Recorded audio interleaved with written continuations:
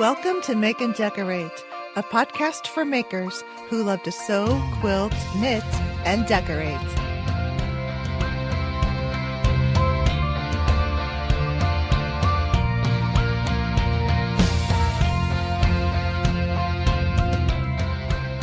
Hello, everyone. I am finally back to finish out Season 7. I know it seems like I just dropped off of Season 7 without so much as a goodbye, but I do have a great episode for you today. This is the episode that I was supposed to have published in May, but I got sick and needed to reschedule the guest recording until I could talk without coughing every 30 seconds. And as you can tell, my voice is still a bit compromised, but we'll get through it. So this episode will close out Season 7. My guest on today's show is Byrd Wadhams, and you will hear my intro for her in just a moment. We recorded this on June 17th, which is days after the announcement of the sale of the big four pattern companies, which were all under Simplicity. They were sold to a liquidator. We do talk about this a little bit, and for some of you, it might be old news, but it's because we recorded this on the 17th. This episode is also on my YouTube channel at Make and Decorate. Or if you just type in my name, Stephanie Socha, you'll find my YouTube channel there as well. It's just easier to type at Make and Decorate. And it will be in video format. Only the guest segment is on the video format of this episode. Everything else is right here for you in audio form. At the end of the guest segment, I have a chit-chat segment updating you on gardening, sewing, knitting, and what I've been watching, and also, audio reading or listening to books. So that will be after the guest segment. So let's get started with my conversation with Byrd Wadhams. Hello, everyone. Welcome to the Make and Decorate with Stephanie podcast. My guest today is Byrd Wadhams, a curvy sewist who loves colorful, eclectic clothing and is unapologetically comfortable in her skin. She says style should not be defined by age, size, or gender. She started her sewing journey, which we're going to hear from her more about this, her sewing journey a few years ago. And it is her goal to show people that it's never too late to pick up a new skill or passion. So welcome, Byrd. I'm so happy to meet you. And I'm so glad that the moon and the stars sort of aligned for us to, meet and do this podcast recording. I'm super excited to be here. Thank you so much. I'm excited. Thanks again, Stephanie. Yes. So, I found you through Sew Over 50, and I follow that hashtag on Instagram, and I love it. And they have a podcast too. And then you're affiliated with them at times, like you do moderations and stuff like that, right? Yes. Yeah. Yes. So I'm actually part of the Sew Over 50 team, totally behind the scenes, because they really like it to be, they would love it to be presented as if it's one person. But there is a team of, I think it's up to maybe 10 or 12 of us now. And so in addition to me leading monthly or twice monthly live interviews with designers, fabric companies, sewists, makers, whatever the case may be, and it is a variety of individuals that we will have on the show as a guest. But in addition to those lives every month, I'm actually one of their editors. And so we are broken up into teams that once a month we are responsible. So when I say once a month, I have 1 week out of every month that we're dropping into the account. We're putting up posts. We're resharing. So we love when people tag the Sew Over 50 account and we reshare their posts and makes. And really it's just to kind of continue to encourage and bring inspiration to the sewing space.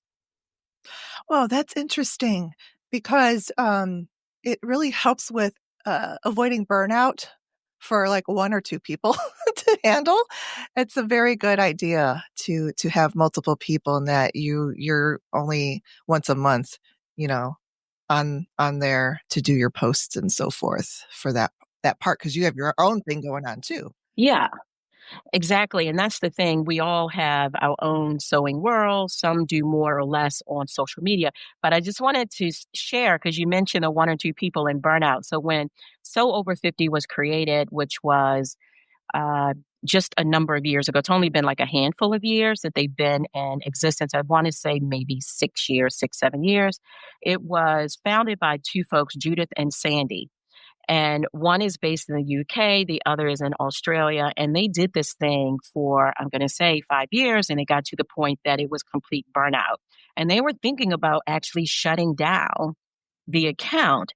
And Yeah. so they thought about it. And that's when they expanded it and asked for community members who are very active. And that's how we ended up having an editor's team. Oh, that's great. I mean, it's super smart for them to do that, because I certainly have felt the burnout, and especially this year. But anyway, so that's good, very good, because I love following them, and I'm glad that they stayed alive, because it's not something that's, you know, there's, as far as I'm concerned, there cannot be too much over 50 sewing, crafting, knitting, quilting, anything like that. I think it's a good thing. So Yeah, it's the Sew Over 50 community. I discovered it. I've only been sewing. We'll talk about that in a little bit. I've only been sewing for about 4.5 years, and I discovered wow, them probably maybe 4 years ago. And through that, I've met so many amazing makers, including my co-host that with the lives, Molly, who's in Albuquerque, and we've met a few times in person as well. cool. But I've met so many incredible makers from all over the world. And honestly, I'm not really sure that I would have been able to make those connections without the So Over 50 Mm, community.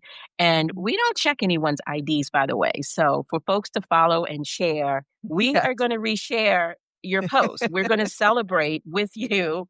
No one is saying, oh, they're that's only good. 42. It isn't Right, right. important at all. It really isn't. We want to celebrate.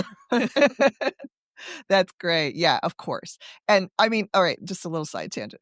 I started watching on YouTube Angie on Hot and Flashy when I was about 42, and it was meant for, like, 50 and over. I mean, she was at that age and stuff, but I'm telling you, it was great.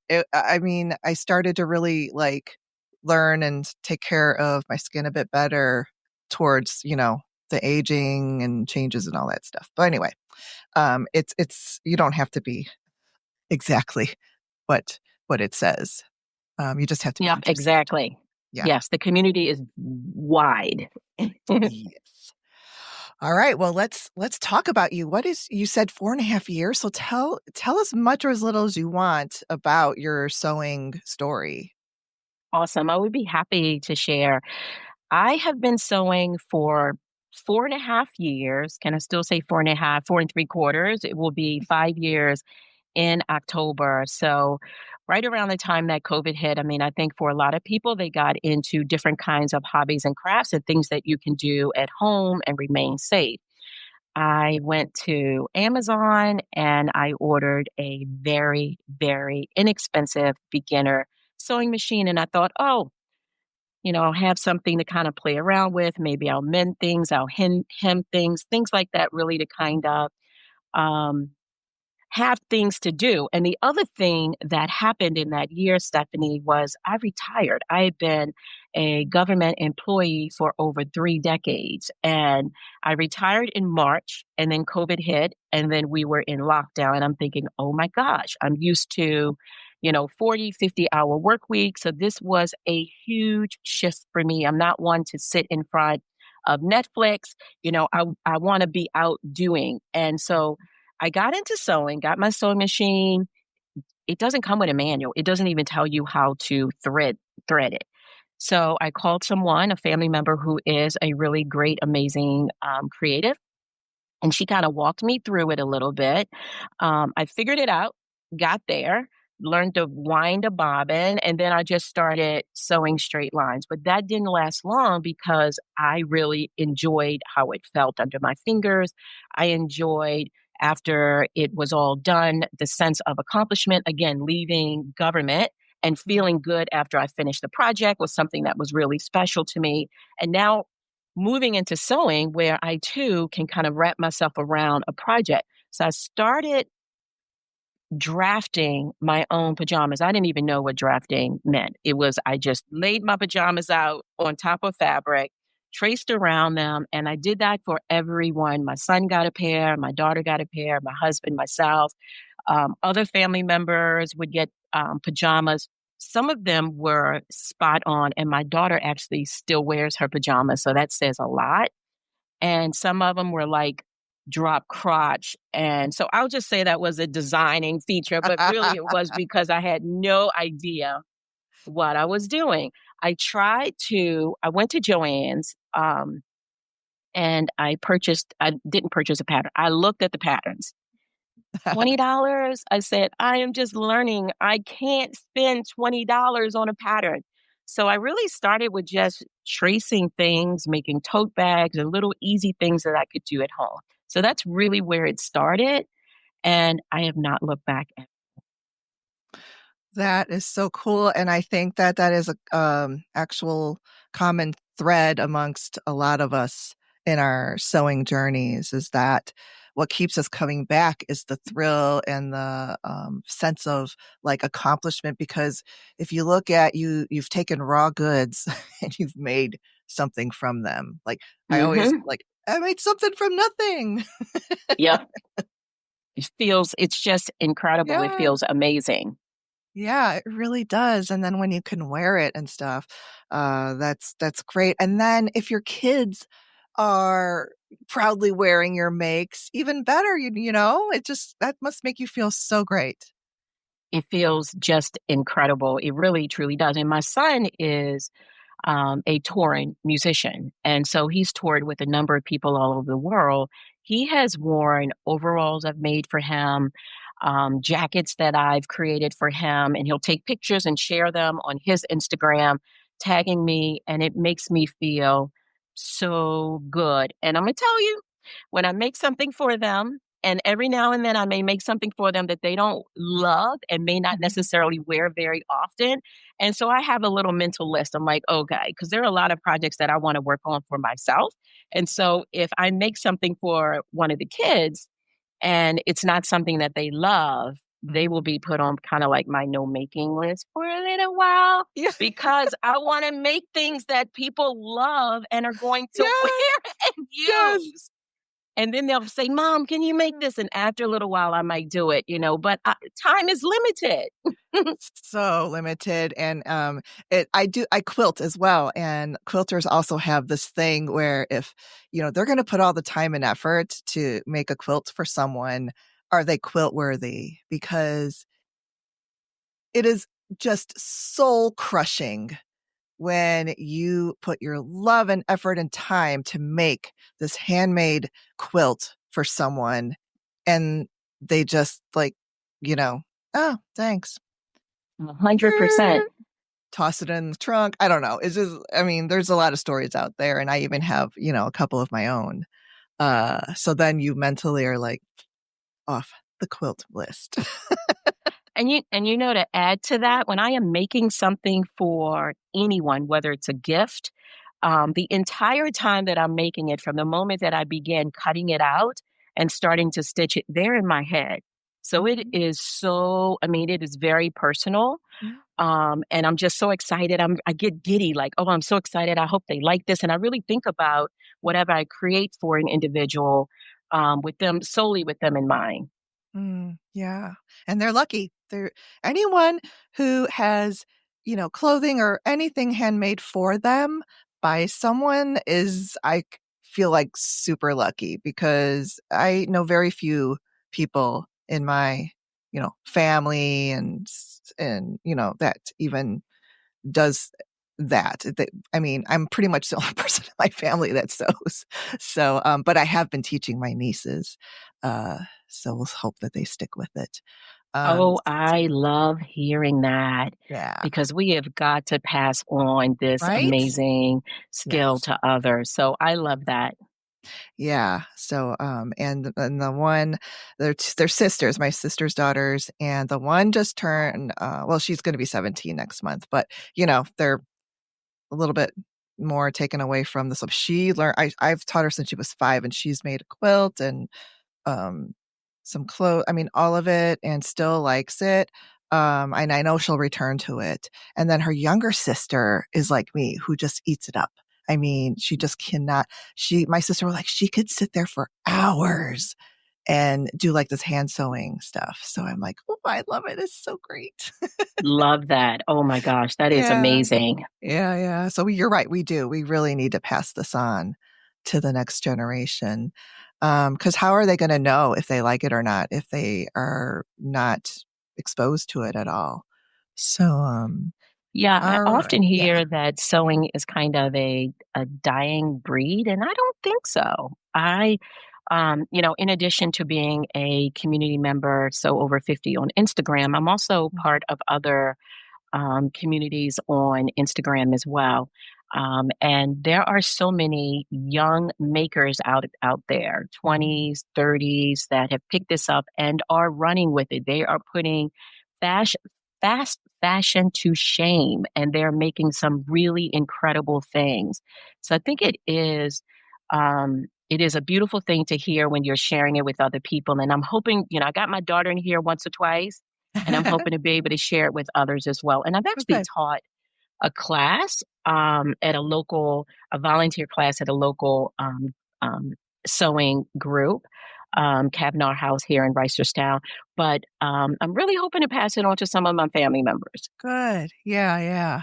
That would be great. And I think too, the young generation now, fast fashion has actually, sort of, um, accounted for them finding sewing in their life to get away from that. We didn't have that, or at least in my generation, growing up in the 80s, did not have that. I mean, like shopping malls were the thing, and sewing is not cool, but it wasn't necessarily fast fashion yet, at least, not where I grew up. I mean, like we got our like, you know, winter coats for like maybe the season and then the 2 more seasons after that until it like falls apart, that sort of thing. And you fix stuff and now when it's just disposable, it's gotten like completely out of hand. So I'm very proud of the younger people who have found sewing and are working on their own capsule wardrobes and stuff like that. So it's very encouraging. Um, and I also noticed that you do sew some other things like bags and dog clothes. And I have dogs too, so I love when people have their pets and they sew for them as well.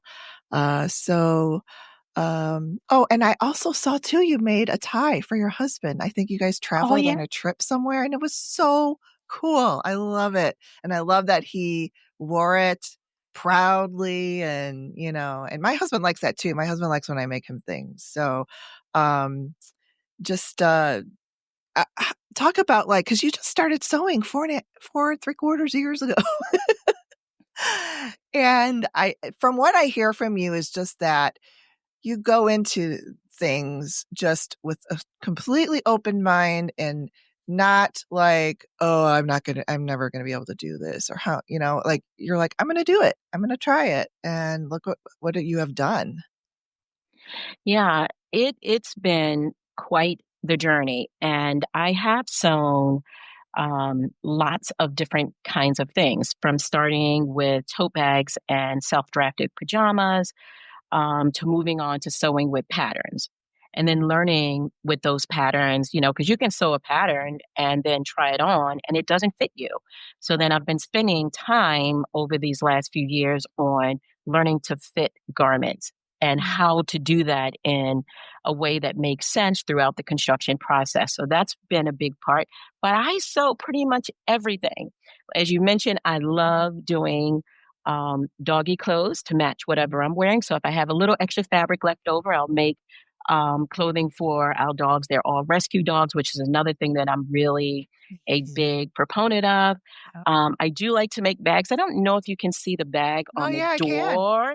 That's Very one of the nice. bags that I made, and that is a really great travel bag. Anything that I need it's perfect, and it slides under the seat, right under me when I'm traveling.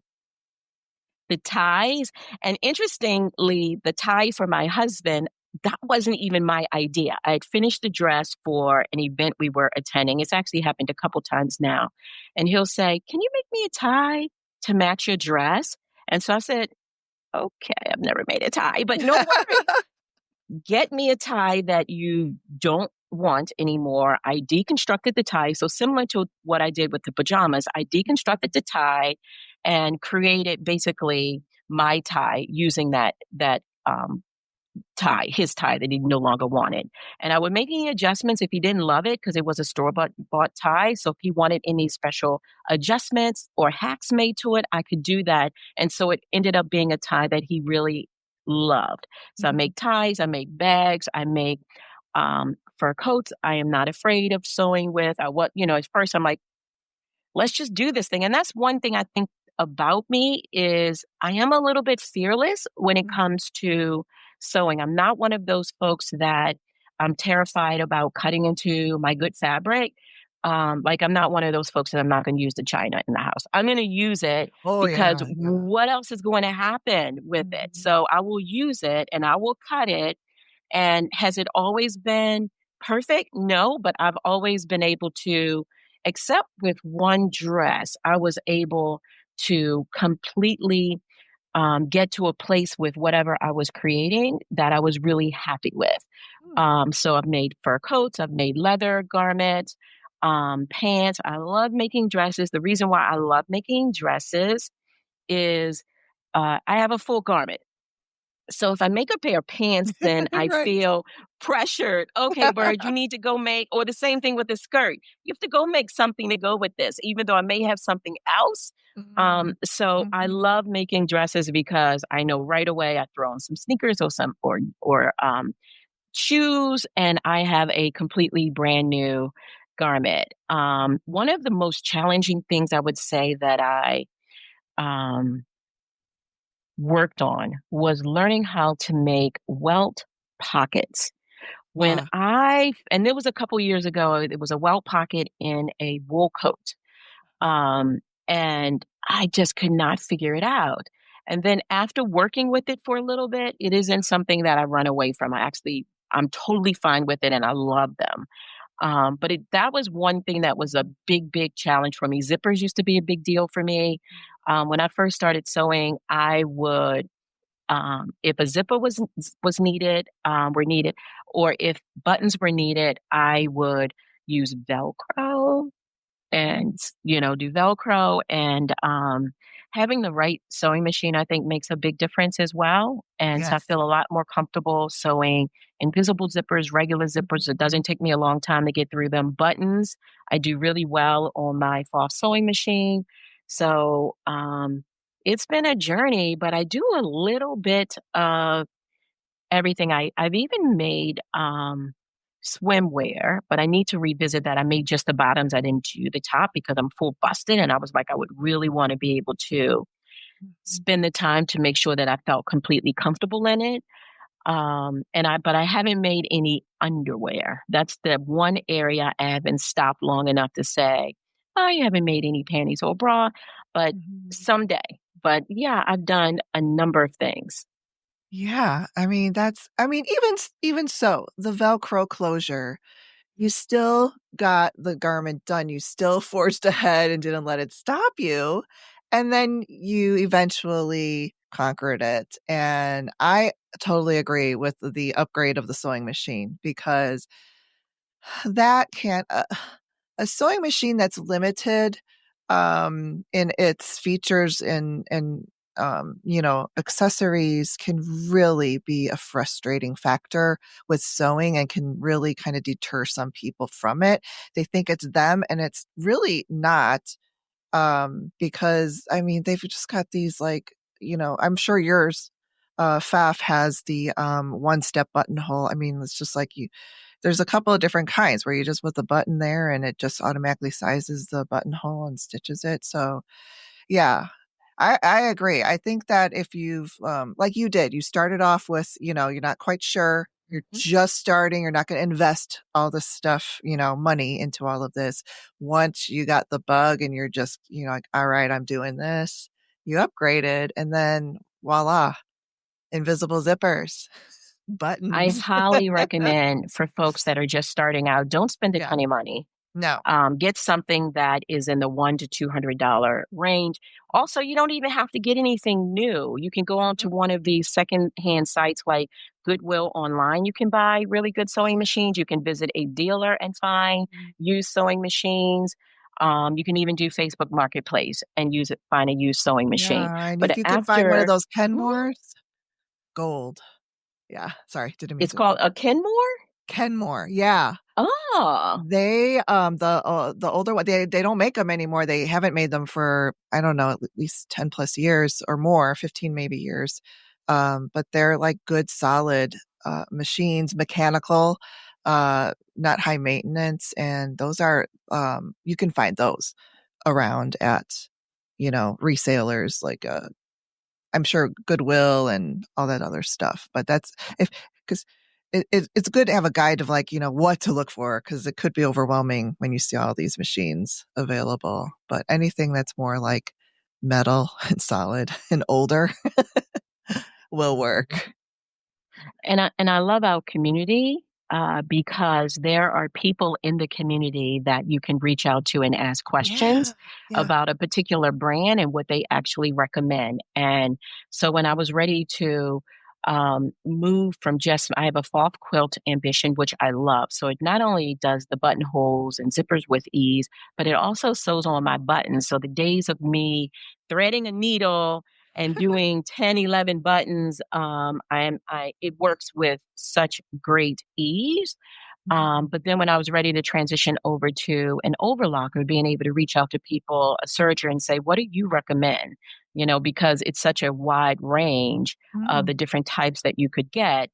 So I do love our sewing community because they will absolutely come through and offer guidance. One of the things that I did want to share, Stephanie, is in the 4.5 years, 4 3/4 that I've been doing this, although I've sewed a lot, or yes, I have sewn a lot of different types of things, the message that I really want to get across is if this is something that you want to do, there is an incredible, supportive community out there to walk you through. YouTube is amazing. If you're interested, do it. And don't be afraid, like I said, to cut into the good fabric. It's just fabric, for crying out loud. Cut into the Yeah. good fabric or use old bed sheets and things like that until you feel comfortable. But I just encourage you just to give it a try. I agree, definitely. And even, I don't know if you are, you like to make muslins or not, but, when I do have to make a muslin, if I'm not just making just the bodice part, that I'll just make out of like muslin fabric. But if it's the whole thing, I'll just make it out of something I could wear so that Yeah. it's actually it's wearable and I didn't put all that time and effort into sewing something that can't be used. So talking about muslins, this may not be popular. I don't do a lot of muslins. Mhm. I actually bought some fabric when Joann's closed, got quite a bit of it, so I can actually do more of that. But I will literally cut a pattern. I will take the pattern piece, like if it's the front piece, and I can just put it across my body and get a good sense of the fit. I already know that I'm going to have to shorten the shoulders. I'm going to have to shorten the waist because I'm short waisted in most situations. Some indie patterns right out of the box, I'm good to go. But a lot of the commercial patterns, I know I'm going to have to make those adjustments. So I can sew a little bit and then try it on. So I know that's not a popular opinion, but It I'm might just going to be. go for it. Yeah, because I never knew about muslins until like the last, I don't know, like I did know about them, but I just never paid attention. Didn't think I needed to, until I learned, like, you're talking about learning how to fit stuff better. And for me, it's more like the full bust adjustments that I would need to do more so. Otherwise, it's just the simple lengthening or shortening, which you could do without doing the muslin. So I'm the same. I mean, if I can just cut it and know I can sew it. And then once you've sewn something, do you make more of it? Like, or are you just like one and done and on to the next pattern? I am definitely not one and done, but it isn't across the board. So I pause a little bit because there are some things that I make while I'm in the process of making it and fitting it. I'm like, "Oh, I probably won't do this one again." But there are some patterns that I've made a few times, and they are definitely my go-to. Mm. And so I would say I have about a handful of patterns that I've made um, a couple times that are like my TNTs, my tried and Mhm. trues. But I'm willing to try a new pattern. And I would say I'm using usually a different pattern maybe 8 out of 10 times Okay. before I go back to maybe one of my TNTs. Right, right. And um, do you have a favorite type of clothing that you like? You said dresses, maybe. Maybe that might be like one of your favorite types to make. I think dresses for sure is one of my favorite. Now, a dress can be really simple if it's like just an A line and if the bodice and the skirt is, it's all one piece. Mm. But if it's a dress that has buttons, there's a defined waist, it's a fitted bust, those can take a lot, but I do love a dress. And what I will do is I will um piecemeal it and I will do um just, light stitches, maybe even pin it and try it on as I go along, starting from the top going down.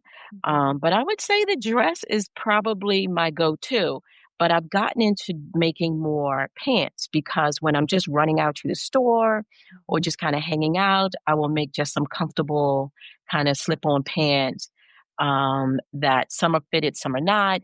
But I would say the dress, I probably have more dresses than anything in my closet. Hmm. Interesting. So that's a good tip. And I think dresses too, um, especially like the A lines and stuff.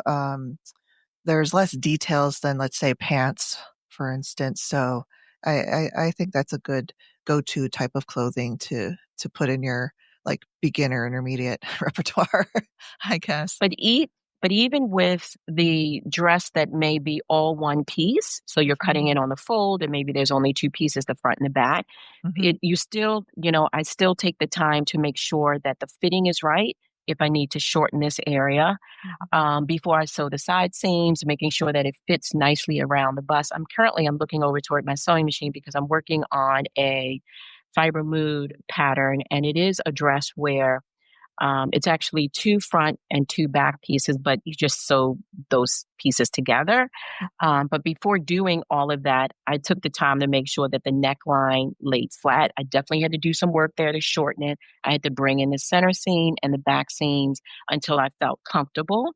Um, and so that's what I really encourage Yeah. folks to do is to take your time and try them on lots of times as you're making it until you feel comfortable with it. Because in the beginning, when I first started working with patterns, I would make almost the entire garment and then try it on and go, Yep. why is this not Me fitting? too. And then I start crying. And then I'm But I trying to figure saw out how I you. can. Yeah, I saw you also, when you do, like, sort of the fitting parts, you baste stitch, which I is based. very Yep. easy to take out. Yep. So, I wanted to just, like, mention that because that's something that, maybe, not everyone knows, but if you just use that big, long, if you don't have a base stitch on your machine, most machines go up to 5 millimeters wide. Use the widest one. And I saw you doing that, and I'm like, that is a great idea. And I don't always remember to do that. So I took that away. Absolutely. And Yeah. even in my sew alongs on YouTube, I will do a basing stitch. I'll tell folks, offline, I took the time to try this on. I'll give them the tips on my thoughts. And if it's a live sew along, obviously, um, it's whatever happens is whatever happens. But even then, I'll show the basting stitch when it's necessary. Yeah, yeah. And well, let me just say, I watched your live and you made the shirt you're wearing right now, sew along. And I am just kudos to you. I'm so amazed that you can do that while talking to your, viewers, and then you're focusing. And I was just like, wow, this is really cool. And, something that I, aspire to be able to do, but I think it's part of that fearless part of you. And um uh, I also liked too that you show like everything you do is not perfect, and you're Hmm. able to correct right there and show everyone what happened and what you're doing, and then correct it. And you're like, okay, first you're like, no, I don't like that, so you take it out. And I thought, you know what, the I haven't seen a lot of people do that. It's a lot of times edited, and maybe in the lives you could still have, like, step ins or whatever. So I like that you're sewing it right then and there. And um you don't get all, like, you know, crazy if something doesn't work. Like, you're just like, all right, it's all right. I'm laughing because when it's happening and something goes kind of left in my head, I'm like, oh my gosh. That's what's happening in my head. But I'm like, but I'm live. So let me Yes. just, okay, I'm just like talking to myself, just speaking to that little voice in the back of my head. Let me just do this thing. Yeah. Um, but my thing is trying to be real, Yeah. because when you are sewing, and I don't have my seam rippers over by my sewing machine, you're going to use that a lot. I don't think I get through an entire, now and then if I'm sewing something super easy, but I use it a lot, and it Mhm. is just part of the process. And I want people to know that it's okay. You just keep moving. It's almost something that you just should expect. So some of my sew alongs are tape sew alongs. So of course you're not going to see me taking Yeah. something out, but I'll Yeah. give instruction, some kind of tips so that people won't make the same mistake that Mhm. I made. But I just like to keep it real, and I think that for me, it encourages me. Like, it's okay, you can do this. She did it, you can do this. Yeah, that's exactly what I thought. I was just like, look at her go, and, you know, not imploding or anything. And I'm like, she's live. And then I'm wondering, what are people saying? Like, while you're, because when you go back to the screen, and I'm like, is everybody trying to tell you what to do, or or they're just like, oh, that's cool. Thanks for showing that.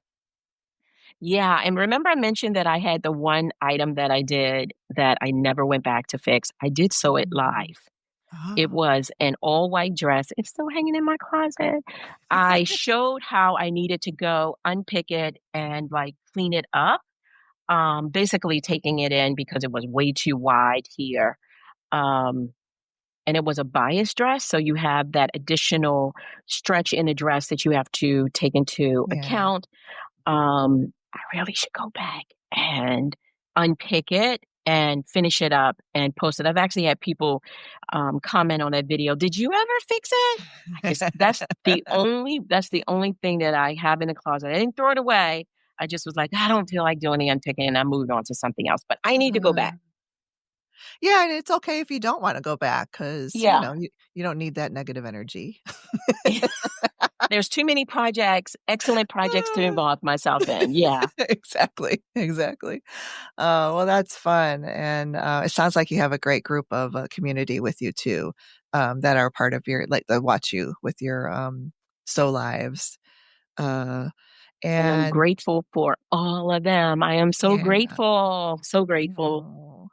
Oh. Um, so, uh we'll talk a little bit about fabric patterns and notions, and then I just have a couple of questions about that.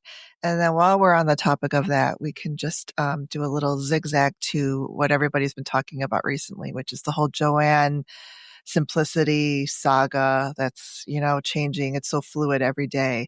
But first, so do you have favorite types of fabrics for quick and easy to sew projects? Because, some fabrics are more fussy than others. What do you think? For a quick and easy project, so this is a knit. And the stretch is really great, but the recovery is amazing. So it's not like one of those knits you wear it a few times and it starts to look kind of wonky. This is really great quality.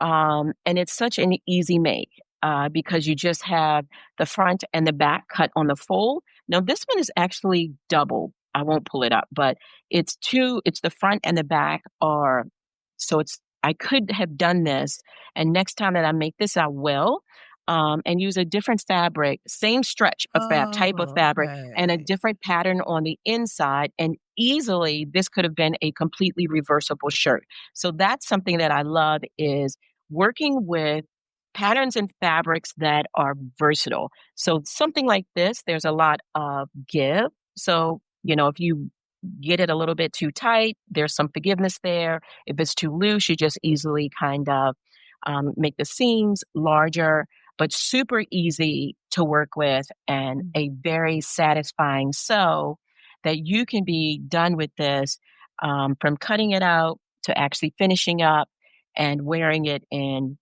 I'm going to say, an hour or two. I mean, I think that's pretty fast. The other types of projects that I think are really easy and straightforward is if you are working with a woven and you're making, like, say, wide leg pants. First off, they're going to be a statement because they're wide leg pants. And if you work with a garment that really speaks to you, I mean, you're already going to show up with, feeling like really amazing in it. And I think that just kind of, it shows, it really shows when you're happy with what you're wearing. But it could just be an elasticized waist. So you really just have the front, you have the back pieces, you have the inseam, the crotch seams, throw in elastic, a drawstring if that's what you want, and you are good to go. Those kind of projects can be so satisfying and really easy to work with. I did not mention a woven top because once you get into woven tops, you need to be able to feel comfortable with putting in the face seams and things like that. But they can be really easy as well. Yeah, but that's good for just like quick and easy, not a lot of fuss or details, but but still looks great and sewn for your own body and it fits well. Those are great tips for the wide leg pants. Could be drawstring or elastic, and the knit tops that have like maybe 2 or 3 pieces total. So that's the other thing too. You could always tell if a sewing project is going to be like quick or long is the number of pattern pieces in the pattern. I just finished a pair of gorgeous red overalls. I haven't gotten pictures of it yet. And I had to make a lot of modifications to it to fit me, for the bib to fit me the way that I wanted it to Mhm. fit me. There were 30 some pattern pieces. Whoa. 30 some pattern pieces. It took a lot of time to work through it, but I am really happy with the fit. And because it's the bib and the pants and it's a waistband, no elastic, so it really does have to fit well. Yeah.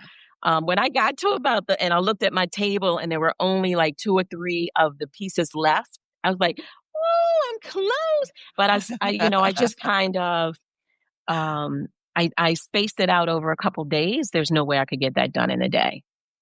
Oh gosh. I probably wouldn't even get it done in a couple days. I'm slow. Yeah. I It might take me a am couple of weeks.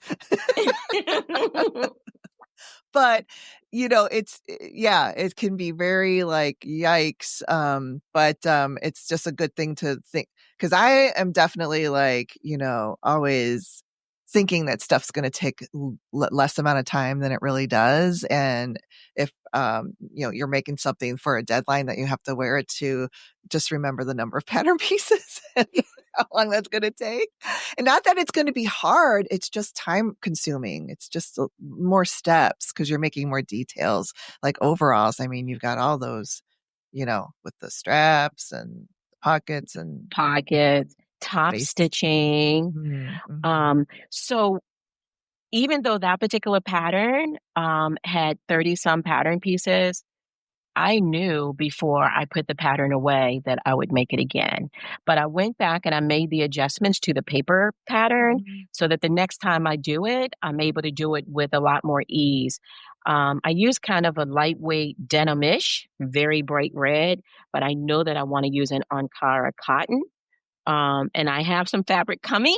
I am not going to do all of the pockets. So the Ankara is already bright and vibrant. So I'm going to skip a lot of the pockets because I don't really want to break up the pattern. And I think still not going to say a quick sew, but it's going to be, I think, an easier sew. And so I know a lot of pattern pieces, but I know I'm going to be going back in that direction in the next month. So where do you typically get your Ankara cotton fabric? So there are a couple different places. There locally here in Maryland, there's a fabric store called G Street, and you can get Ankara fabric there. Now, when Joann's was open, you could get some there. I never bought any Ankara from Joann's. So G Street, I've gotten it. Etsy is a good place. Amazon, if you shop on Amazon, you can even get some Ankara fabric. I was incredibly fortunate and blessed to travel to Kenya 2 years ago. And while there, I probably purchased 20 yards of different types of Ankara fabric. And it was so special to me because I was purchasing it in the Maasai markets. So with the local vendors and crafters, and making something from that fabric just meant a lot to me. But you can get it from many places now around the country here in the U.S. I will say, when you get your fabric, do not wash your fabric before taking off the sticker. You're going to have very large stickers on Ankara fabric, and those stickers are there to really speak to the authenticity of the fabric, the Dutch wax fabric. And you want to actually put it on your ironing board. I use either a thin cotton, or you can use a paper towel and use my steam, really hot steam. So I place the paper towel on top of the sticker, and then I use the steam of the iron, and then you're able to peel it off. I made the mistake the first time I used Ankara, and I washed it before taking it off, and I destroyed parts. I lost quite a bit of my fabric. So once you do that, then give it a nice hot wash, because it's 100% cotton. And so it will shrink a little bit, but it's such a beautiful fabric to work with. It's 100% cotton, which makes it not fumbly. When you put it together, it's going to stay together. It's so easy to work with. Oh, that's nice. Okay. I want to check that out because I don't think I've ever sewn with that yet. Good. Definitely worth it. You'll love it. Great.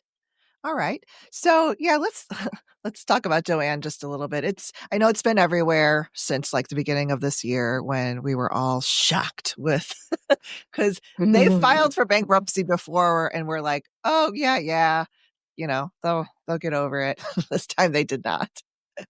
So they went out of business, and all the stores are now closed officially. Yep. But recently, all these other bombshells have started to drop, where first, the Joann intellectual properties and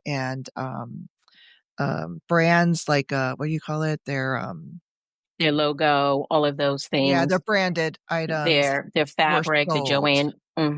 Yep. Right, to Michael's. Which one of the big things from there, a lot of people who are knitters and crocheters were concerned about that big twist yarn. So now Michael's will have that.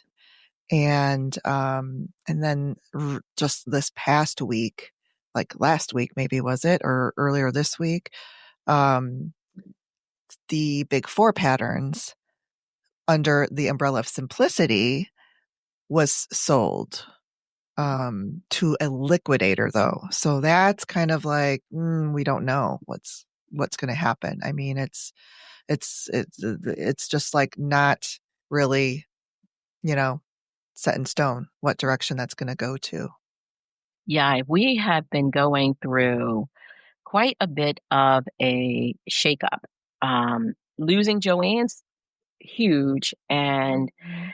um, I'm still grieving that in some ways. And when I say grieving it, I'm grieving it because if I need a particular type of thread, which is what I usually would get from them, I didn't necessarily get a lot of fabric. Sometimes I would, but because I get my fabric from a lot of online resources, but I miss them for being able to run out to get interfacing or thread. Yeah. Uh, Zippers, things like that. Yeah. So I do miss that, but I do have a source for that, which I'm really happy about. But losing Joann's was huge. I mean, the first bankruptcy, as you mentioned, the second bankruptcy, and then on the heels of that, to sell them to be sold to a liquidator. And I felt really, really badly for their staff who were Yeah. tossed around in this because as stores closed, they were shifted or they opted to take a job at another store, so maybe traveling a little bit further. And then to learn that all of the stores are going to be closing, and that whole closing sale was quite a mess. It was so Yeah. crazy the way that they managed that. It just was horrible. It was. Mhm. Yeah, I agree. Because I went there a few times and, you know, people in line, I mean, it was one of the few times, I don't know, because I'm in the Chicago area, so people don't generally talk to each other when they're out. You're in Maryland, and I lived in Maryland for a year, and they're much more talkative, I think, there than they are here. You're much more willing to talk to a stranger there in Maryland. Like I was shocked when I was like, "Oh, you're saying hello to me?" And here And I'll just definitely say hello in the Joanne store. I mean, it's like, right, "Wait, right, you're yeah, a maker?" yeah. Yeah. But this time, everybody was talking to everyone, which Yep. was really kind of fun. And some of the people that have been going to Joanne for like 50 years were really torn up. And then they thought that it was Joanne's that was doing this horrible closing sales and stuff. And I said, they're not Joanne anymore. They're this other company that doesn't care who is buying what. And yeah, they didn't make the markdowns very nice at all. And things were just not done well. And so, but yeah, the customers really just felt very just like, you know, completely, I don't know the right word for it. Shaded is not the right word, but you know what I'm talking about. Yeah. Just, Yeah. They felt yeah. slighted with all of Slighted. it. Yes. Yeah. Yeah. Yeah. Yeah. Yeah. Yeah. Yeah. So, but when they learn that it's really, it's not them anymore, it helps to take off that, sort of grudge and that bad taste in your mouth from a store that you've come to love. I mean, so many people, including me, were pretty upset about it.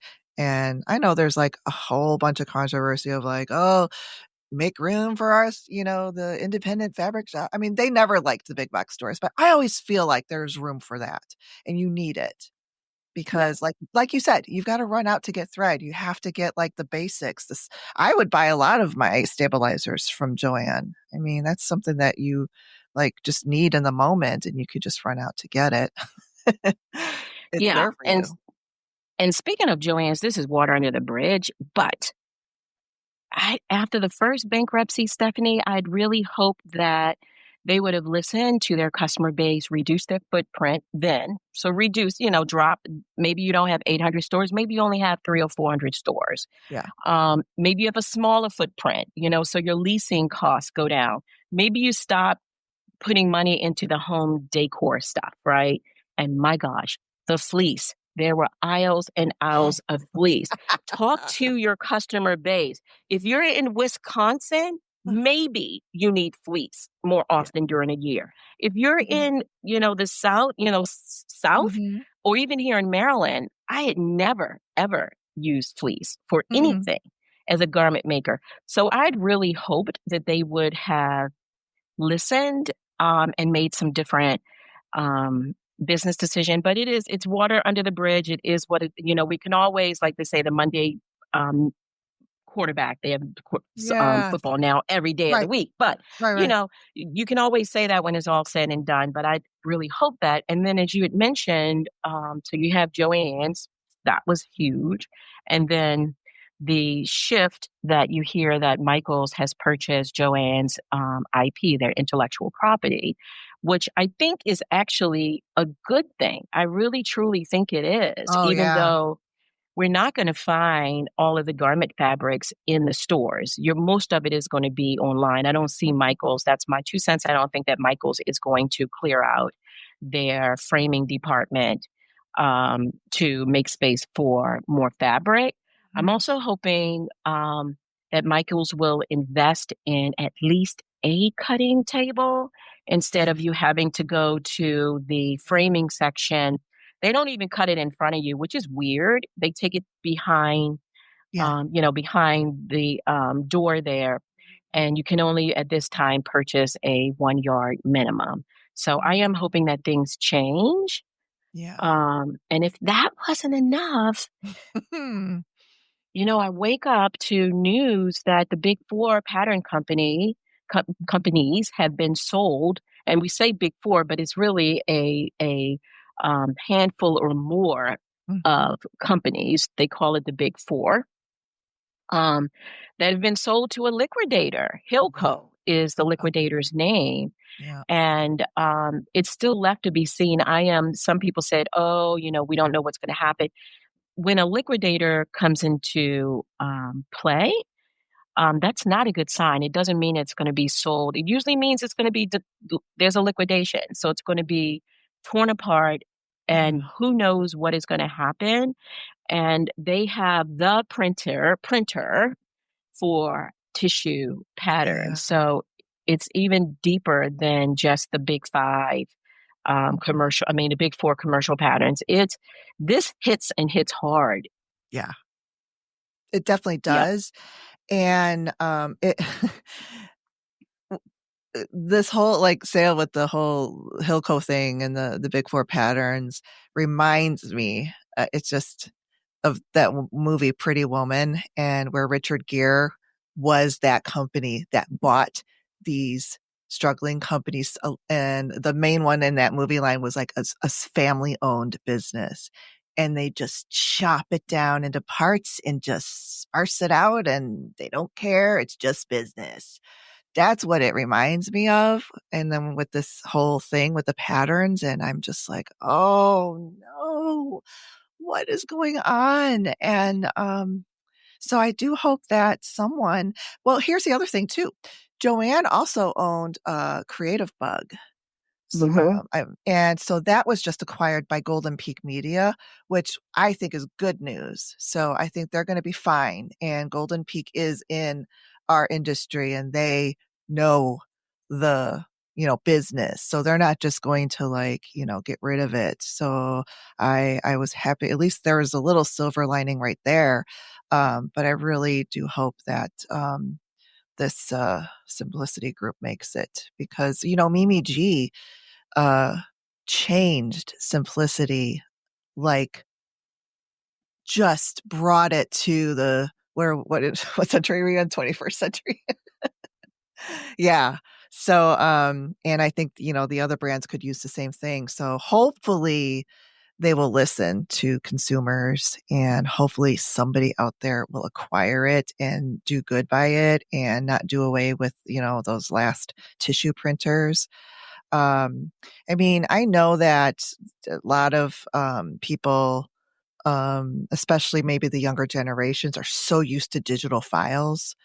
But you still have to like cut out these pattern pieces, and whether you're taping them together or now the projectors are coming into play, but they're still super expensive, and not everyone has the space, like to Yeah. project you need a big cutting table so that piece, you know what I mean, like can project and you can get around and cut it and all that stuff. So I really feel like paper patterns has a place, and they need to like stick around, because And yeah. Yeah, speaking of projector sewing, it is something that I want to get into as well. I just haven't Mm-hmm. made the shift.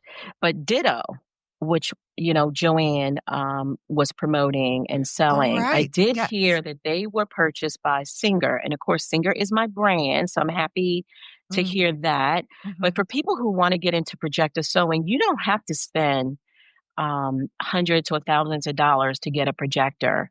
One of my friends, Ironica Cole, that's a designer as well. She's actually a Nomi pattern designer.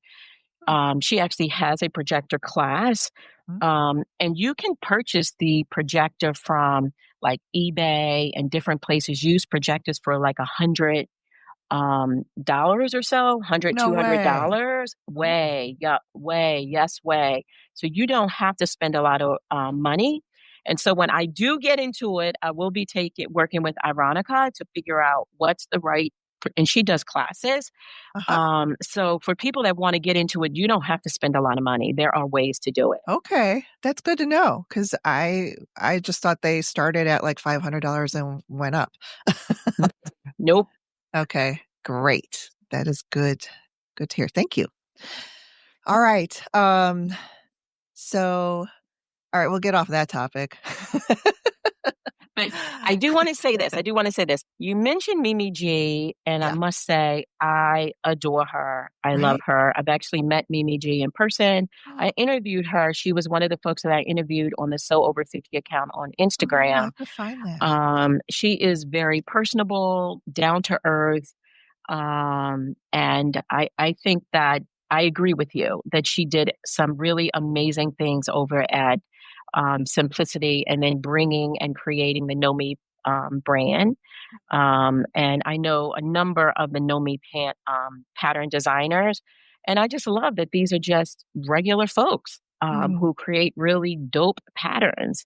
Mhm. So it'll be interesting to see how things all kind of play out. But Yeah. major respect for her, major respect. For sure, yeah, and I mean, she did put out a video right away when that was happened, and at least Simplicity is gonna be around and her patterns and stuff. I mean, they're working on a fall release and stuff like that, so, nothing drastic is gonna happen, at least in the near future, which is good to hear, so and I'm sure, like, they're working on something, so let's just I agree. So, okay, I looked through your projects and your sewing is just blows my mind. I love it. And I think I feel like, some of my style is sort of like your style speaks to me like the same way. Like I would make that indigo patchwork skirt. I love it. Woo. So beautiful. Love that. And one thing that I have not ventured into are coats. I've made some like jacket, like we in Chicago do use fleece. So I I can have imagine. I have made my husband a couple of zip up fleece, like just jackets that you just wear around the house or whatever. But so yeah, the coats that you make are just amazing. And I picked out three that I just absolutely love. You made this black fur coat with this red multi-print lining, which is stunning. I love that one. So I'm going to list these three and then you just have to tell us all about them. Okay, that one's number one. The second one is this Burberry inspired jacket. So cute. And I love the Burberry plaid. Love it to death. And then a third one is a bomber jacket, which you made out of this really cool pattern, like print fabric. So those Was are that the my, red and white one? yes. Yeah, yeah, yeah. Okay. Yeah. That one. Hmm. That's the one. And so those are my favorites. So go ahead and talk about those. Those are actually three of my, favorite projects as well. They're like in my Oh, top. I'm going to say my top 10. yay. So the fur coat was and is one that I wear all the time. Obviously not in the summer here, but it's just such a cool coat, and I get so many compliments. So thank you so much, by the way. Thank you, Mm. thank you. That is a Mimi G pattern. Ah, Um, and I didn't know how the fur would sew up. That was the first time I'd worked with that type of fur. The fur Mhm. actually is a Minerva. So Minerva is a fabric company in the UK. I'm one of their ambassadors, and so it was one of the projects that I worked on with them. And the internal the lining fabric also came from Minerva. I knew right away that I wanted something that just really popped. That when I opened that up, it was like, ah, that's just Mhm. knew that I wanted to do that because I don't often do solid colors. Mhm. And I really enjoyed working on that. I'm trying to remember, did that one have welt pockets? I no, that one actually had, which was super easy. It was patch pockets, Mm. so really super easy to sew, and I think it also had side seam pockets. So not a Mhm. really difficult sew, even working with the lapel. I have done some coats where you're pulling together the lapel and it's like, ooh, this comes together kind of in the way of a dart. And you're like thinking to yourself, this makes no sense. And you just have to say to yourself, trust the process, it will Mhm. make sense. So it really wasn't a difficult sew. Of course, I had to do a lot of vacuuming as you're Yes, cutting because it through. sheds. It's a lot, yes, shedding, but then once it's done, it's done. Mhm. The Burberry jacket, I actually sewed that one live on my YouTube channel. See? Live. Oh my gosh, I can't believe Yep. you just said So it is live. And I think I did two different, I broke it down into two different segments because there was no way I was going to get it all done because there was the collar, there was double cuffs on it. You have the placket, you have the buttons, you have all of those different kinds of things. And I took the time to do pattern matching because of the Burberry Yes. stripes. Yep. And I wanted the pockets to just disappear. I did that also with the pockets at my waist. So I angled them so that they're like this because when you put your hands in your pocket, your hands go in your pockets like this. Mhm. But I made the pockets completely blend into the fabric, and I love that so much. My son actually tried the jacket on. He's like, "Mom, he would have taken that jacket. It's one of my favorites." Mm. And I got that fabric from Nick of Time. They are a US based fabric company. And I've gotten a couple things from them. Quality is great, shipping is great. So definitely recommend them. Okay. Um, the bomber jacket is special. The fabric is from Fabric Mart, and Mhm. Fabric Mart is based in Pennsylvania. They have a physical footprint, but then they also have a online footprint. And Mm. the pattern for that is a pattern created by Lynn Wardrobe, Sewn Adaptive, and that one is special to me because the pattern can be adapted for people who have disabilities. So if Mm. you imagine if you were in, and you can choose to make the standard or the adapted version. If you make the adapted version, you make it maybe shorter because if you imagine that if you're in a wheelchair, it's just going to bunch up, right? You don't need all that extra fabric. Mhm. And so I really love it. And I love working with her because I am a huge proponent of what she is doing by modifying patterns so that people with who need accessible patterns that they can look as amazing as everyone else. You know, they want to look fly, they want to look great, and I love how Yeah. she adapts patterns so that to make that available. You know, Yeah, that's very make good. patterns accessible. Yep. Yeah. Oh, nice. Yeah, I love those. Um, so, uh, and then there's this other dress that you made that is awesome. Um, it's, I think the pattern, I wrote down the pattern number is S9114 dress made with this subtle animal print. And then you had this like 3-strand pearl necklace. This might have been the one where I saw where you made, is this the dress where you also made the tie for your husband or is that a different? Oh yes.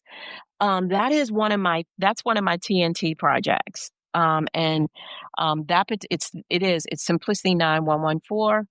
I love that. I've actually made that pattern I'm going to say a total of 4 times now. So I made Wow. that particular one, which is the animal print. And I love Love it that because I can wear fabric. it as a dress, but I can also open it up, and I've worn it as with jeans and just a little tank top underneath. So more like a little shacket. Nice. One year I wore it for Halloween and put on cat ears because of the whole cat vibe for the dress, and it Yeah. worked out nicely. But that's one of my favorite dresses, and Mhm. that's long sleeve. I made another one long sleeve. I did a short sleeve version, and then more recently, the same pattern as um, 9114, I did a sleeveless version. Mm. And each of them I hacked because I don't think the pattern came with pockets. So I think I hacked it to add pockets. I made one of them super short, another one kind of a midi length, and then the maxi length. But I love that pattern. Oh, that dress is so beautiful. It's beautiful on you, and Thank I see you. see now all of these things I picked out seem to be your see how we sort of vibe with the same sort of likes? I Mm, like the same things I you like. love that. Oh, I love it. That is so cool. So, oh wait, I did have a follow-up though on that Burberry one that you said you did as a live. Was that like the first time that you made that pattern? Like you didn't like So sew it it was the beforehand? second time because Okay. the first time I made the pattern because it's a shirt pattern Ah, and it's a Nomi pattern, Nikki Brooks Nomi pattern. I won't be able to tell you the name off the top of the number off the top of my no, head, that's but fine. Nikki Brooks is the designer. And I'd made it with this really gorgeous, very vibrant, like it had blue and pinks and greens in it as a shirt. And I love the pattern. And so I knew I wanted to make a shacket. And so I adapted it, add a little bit more Wow. space in the patterns. So it would actually serve as a shacket, a jacket type. Uh, And then I just hacked and made it really exactly what I wanted to do. And I've made it a third time. So I've made that pattern 3 times, but it was the second time I made it okay. when I was sewing it live on All right. YouTube. Good. That makes more sense to me. Otherwise, you must be like this superhuman. Well, like I took piano lessons for like 12 years, and I don't do very well playing by ear, but I can sight read well. And so then I got lazy and went to practice for my lessons. And then after a while, my teacher was like, "You can sight read well. You not practicing this. You need to." Because it shows, it probably Yeah, shows because you have a little bit he more can notice. energy. Yes, Right, right, yes, right. So yes. I was busted, but I mean, that's kind of like probably like your superhuman, powers that you can sew and be live at the same time. Oh, I love it. But in the Okay. background, my head is like, "Oh my gosh." So it just Well, it's good to I'm hear glad. because we're Yeah. all like that. Yeah, I know. I can. Uh, I've been in those situations where in my head I'm just like, "Be cool, be cool, be cool." Be cool. You got this. You can do this. You can do Yeah. this. So your YouTube channel, just talk a little bit about that. We have, we know that you do lives and sew alongs, and I think you also do have some tutorials, right? Yes. Yeah. So I started my YouTube channel about a year and a half ago.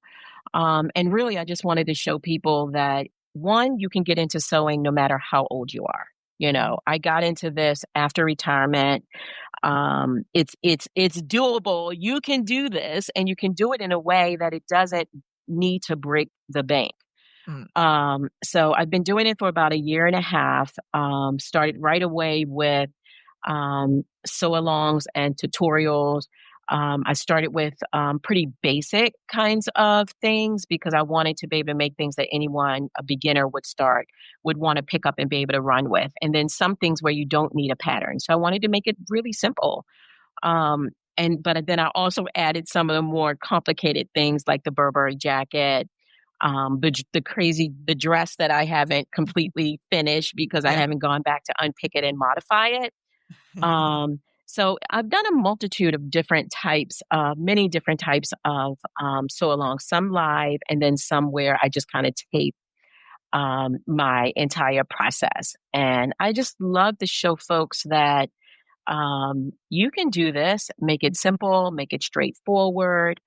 Um, and I don't spend a lot of time editing my videos. I just don't. I want to spend the time sewing, and Yeah. editing can take a lot of time. So people who are subscribers and who follow me and that sort of thing, they understand that you just what you see is kind of what you're going to get. It's not going to be totally polished.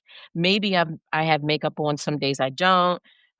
Some days, my hair might just be pulled up. It just really depends. But I just wanted it to be real and let folks know that anyone can do this and get into this. That's great, and, I love it, and, because that's kind of what, for those of us who are not as bold and fearless as you are, we can learn from you, and we can know that we don't have to have everything perfect to the nth degree, because that's gonna make our sewing experience horrible, Hmm. and the point is to love what you're doing and have something to show for it. And also, like you said, it doesn't have to break the bank and it doesn't have to take forever. Like you can make Hmm. beautiful things in an hour or two. Yeah, I love it. So, continued success on your YouTube channel. And I'll have all the links, of course, in the show notes. But there was something I wanted to ask you too, because one of the things you say in your description is that style is not defined by age. So, like in every category, there's always like the naysayers and stuff like that, and just like, oh, she shouldn't be wearing that, or you know what I mean, like, or if like maybe like someone over 50 is wearing like a wild print or whatever, and a body conscious, say like Mimi G does really well, those body Hmm. Hmm. consciouses. So she's got it and she can flaunt it, right? So is Yeah. that kind of what you're talking about, or just talk Yep. about that? So, thank you for raising that because I think it is very, very important. I feel that as a maker, you should be visible regardless of your age, not just because you're in your 20s or your 30s and you have good knees or whatever the case might be. Mhm. I feel that, makers over the age of 50 should continue to be visible as well. And not just visible in social media, but also on pattern covers. Mm, I want to be able to look at a pattern cover and see a fly person who might be 60 or even 70 years old rocking whatever the outfit might be, not something that is bland and it. And there's nothing wrong with monochrome colors or anything like that. But a lot of times I would look at pattern covers, like for instance, let me give you an example. Butterick, the demographic for Butterick is really a more mature audience. mm, I don't sew Butterick patterns as a general rule, not because that's their demographic. It's because their pattern covers, the models that they have on it, the makes do not speak to me. The colors, the silhouettes, it doesn't speak to me. So I end up sewing mostly if I'm doing commercial patterns, McCall, Simplicity, and No Me patterns because they speak more to me. My age shouldn't determine the type of garment that I choose to sew or the type of garment that I choose to yeah. wear. Mhm. I also feel that we have to show up authentically, and I want to encourage people to be comfortable in the body that they have. So, yes, when you get a little bit older, you may be a little bit heavier in the midsection, but let's face it, you might be 20 years old and heavier in your midsection.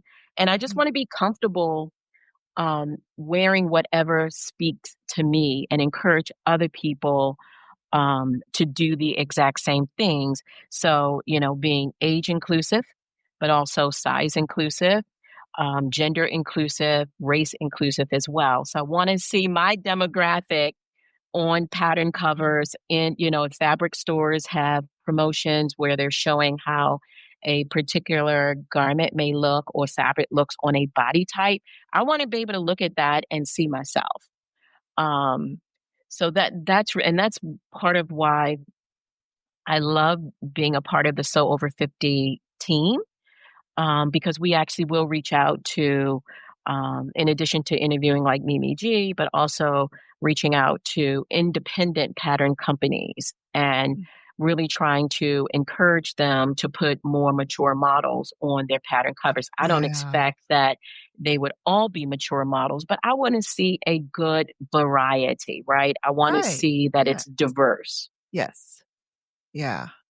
I like that, and I think it's very important, especially now that I'm kind of it's always been like in the past, like I've always been sort of like part of, younger than the other, sewist in the room or whatever. And now I'm on the other side, over 50, and I want to see that. And you're Are right. you really? I didn't know you were over 50. I You look amazing. thank Yeah. you. Oh my gosh. Yeah, I just turned, well, in March, 54. Congratulations and Oh, happy well, birthday.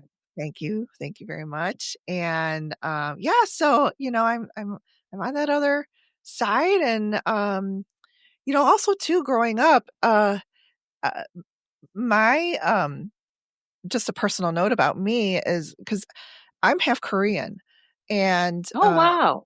yeah, Beautiful. and thank you. But growing up for me in the 70s and 80s was hard because I had my mother remarried. I was only a kid from the first marriage, and then all my uh, half siblings were blonde and blue eyed. And then I had these Mhm. adults asking me, "Why do you not look like your brothers and sisters?" And then like I was just around. I was around that demographic. So I always felt like the oddball outside, and just like nowadays, thank goodness, like girls can see dolls in their hair color and their skin color, and sewing patterns the same way. I mean, we've come such a long way from when like I was growing up and made to feel like less than. And like I felt Mm. like, oh, I need to have like straight hair. My hair was super curly, and that was like another thing. Everybody around me had straight hair, and I felt like I need to straighten my hair. Oh, so yeah, I'm all for this. I'm all for just to be comfortable who you are and also represent, for sure, because it's nice to see people who have your features and your age and your color of hair or whatever. I mean, it's nice to see that variety. And yeah, so we'll just Thank you keep for that. And keep thank on you for making it sharing yours. happen. Oh, Thank you thanks. so much. So, yeah, that's why I'm glad that you said, like, I can't remember if we were talked about this on on recording or not, but that, that So Over 50, Hmm. has more people to keep it going so that, the two people who first started it didn't get totally burnt out. So I'm glad that it's alive and well and growing because we all need it. I need it. I know that for sure. And I Absolutely. love it. All right. So before we go, just a little personal thing because you and I also advocate for adopt, don't shop.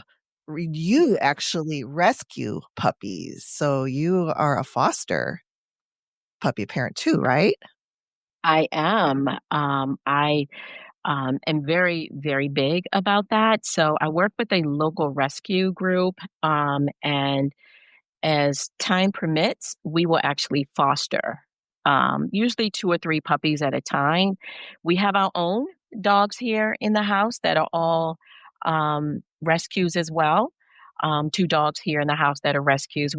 Well, my daughter's here and she has a dog, and then we have our dog, but we used to have two and we lost one of ours this year. Oh. Yeah, and then we have a cat, he too. Jack is also a rescue.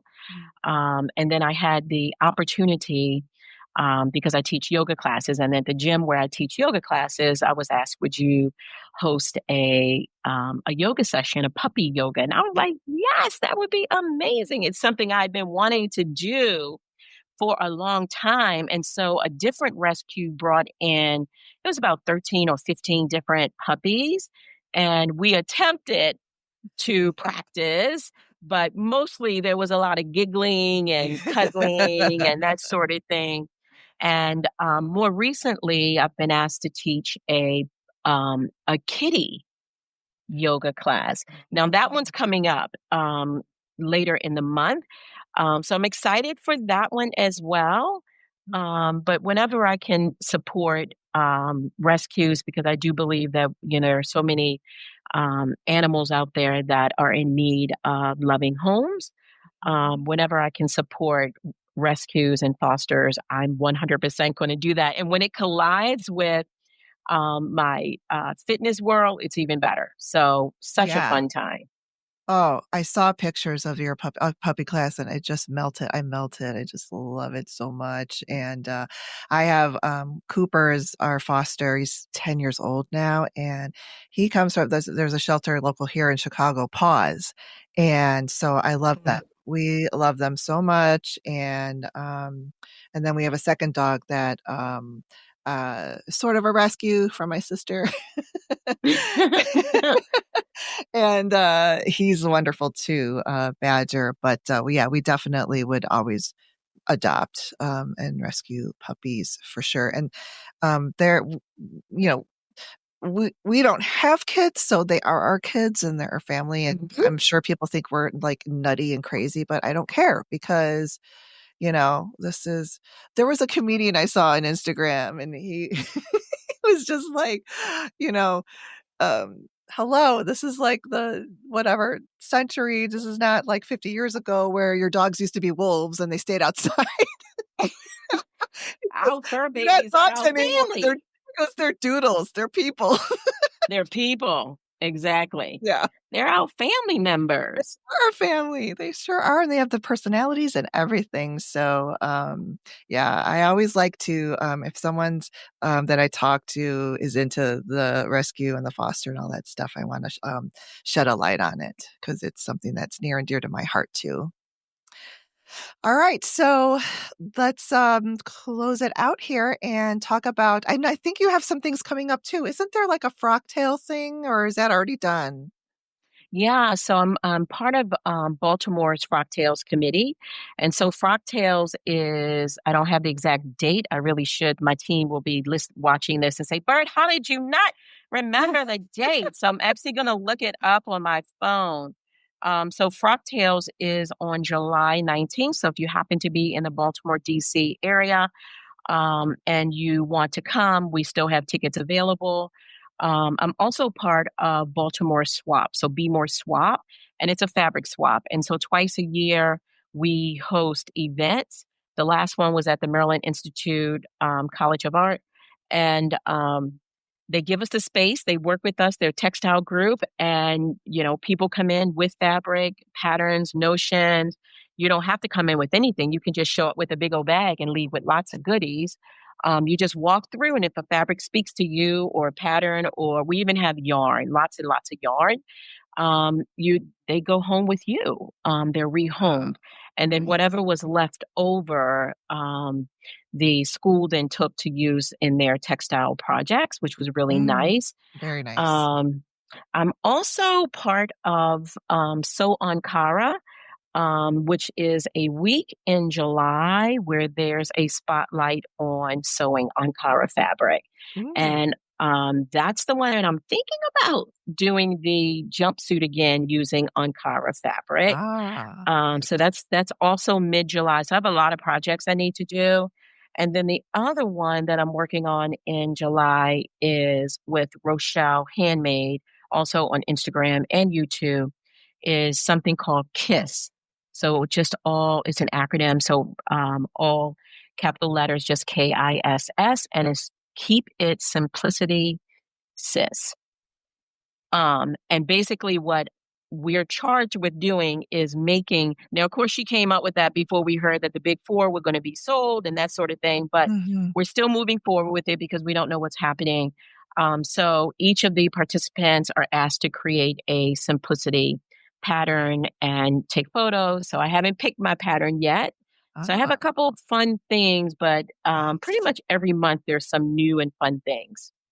Yeah, and if we follow you on Instagram, which is Yoga Byrd Sews, Yoga Byrd Sews, and the links will be in the description for sure for all of this. Then we'll be able to see your photos of all of this stuff, like the kiss and anything that you're going to be so Ankara and any of the so longs you start doing and all of that. So, and also follow you on your YouTube channel. I am subscribed and I've been catching up and watching some things. Like I said, I watched your shirt and I'm going to show off my make. This is my a tank top I made a few years back. And it's out of like a cotton linen blend. Oh, nice. Yeah. Such a pretty, I love the colors. Like that Japanese, what do you call it? Now I can't remember. It's my COVID brain. It's really pretty. I love it. Thank you. You see, and it's fun to wear stuff that you've made. I have not made nearly as much as you have, or people in the So Over 50 group, but I have plans and I have fabric lined up. So I'm hoping to have some time this summer to be able I can't wait to see it. Me. Yeah. So I'll post it and I'll tag So Over 50 and everything. Please do. Please do. But I really appreciate you coming on and talking about all of this and getting us excited about sewing again and not feeling intimidated by it. I mean, just by me talking with you, and I do sew, but I'm not like, like I said, I've never made a coat or anything like that. I haven't been as adventurous as you have, but it really has inspired me to drop the fear and drop the perfectionism and just go for it. So, and I'll keep watching you. So to remind love hearing that. Right? Awesome. I'll hold you accountable. Yes. Thank you so much. Hey everyone, thank you so much for listening. I hope you enjoyed my chat with Byrd Wadhams. I really enjoyed meeting and talking with her. She is such a lovely person and very inspiring to me and to anyone who is thinking of venturing into sewing clothing for themselves or other people. But really, I encourage you to sew clothes for yourself. There's so many great patterns out there now, and with instructions that are a bit more, or I should say a bit less cryptic than they used to be. So we are about an hour and a half into this episode, and I am going to record the chit chat segment on a separate episode, and I will publish it soon. I just think that this episode ran a bit long and I want to break it up, and I will publish it on its own episode. So this is the final episode, official episode of season 7. And thank you so much again for listening. And I wish you a very happy summer and look forward to chatting with you again soon. Until then, keep making and decorating. Bye-bye. Please help support this podcast by following me on Instagram at stephanie.socha.design and my YouTube channel at Make and Decorate. Also, check out my Patreon page at patreon.com/makeanddecorate, where you can subscribe to receive an extra podcast episode every month. Until next time, keep making and decorating.